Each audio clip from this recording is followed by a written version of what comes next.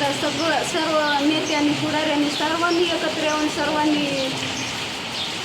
सर्वांनी एकत्र येऊन म्हणजे सगळ्यांचं एकमत होऊन सर्वांनी सहकार्य करावं ही आपली शिवजन्मभूमी शिवरायांची शिवजन्मभूमी सर्वांनी याचा एकमताने एकजुटीने पुढाकाराने हा निर्णय माघारी लावा. हा जो अदानी प्रोजेक्ट आपल्या जुन्नर तालुक्यामध्ये जो आलेले हा माघारी पाठवावा एवढी कळकळी. सध्या या भागातल्या काय काय व्यथा आहेत?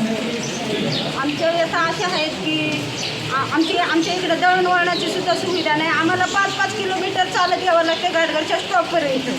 आमच्याकडे दळणवळणाची तर सुविधा नाही, रस्त्याची सुविधा नाही, कोणत्याच सुविधा नाही. आणि हे आत्तापर्यंत आमदार असतील साहेब खासदार साहेब असतील यांनी आत्तापर्यंत आमच्याकडे लक्ष दिलं नाही या सरकारने. जिल्हा परिषद सदस्यांनी लक्ष दिलं का? त्यांनी पण नाही लक्ष दिलं. नाही दिलं. नाही. सुरेश भाऊ काय साहेब, खरं तर या जनभावना सगळ्यांनी ओळखून घ्याव्या. मी मागाशी असा उल्लेख केला की अदानी प्रकल्पासाठी आज जनसुनावणी जी होणार आहे, मला असं वाटतं ही जनतेचं मत, ही जनभावना आहे. मग जनभावना जर अदानी प्रकल्पाला जर विरोध असेल मग जनसुनावणीची गरजच काय?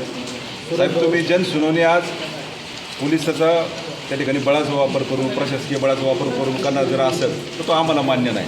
बरोबर ना दांडे साहेब? आज आम्ही आता विकासावर नाही बोलत, परंतु आमचं फक्त एकच विषय अदानी. आता या बाई बोलली, तिच्या भावना बोलल्या, निश्चितपणे तिथं आमच्या आडोशीला लाईट नव्हती. आमचा उपसरपंच भीमाजी बालसिंग आम्ही त्याला रस्सी घेऊन गेलो. म्हणलं जर लाईटचे खांबे नाही आले तर हा माणूस फाशी घेईल. लगेच 50 खांबे आले, अख्ख्या आडोशीला लाईट गेली. सुरेश भाऊनी एका आदिवासी कुटुंबाच्या घरात लाईट लावली. मी काय म्हणतो, चांगले अभिनंदन आहे. आता आम्हाला विकासावर बोलायचं नाही. आता फक्त अदानी हटाव, नो कमेंट. चला.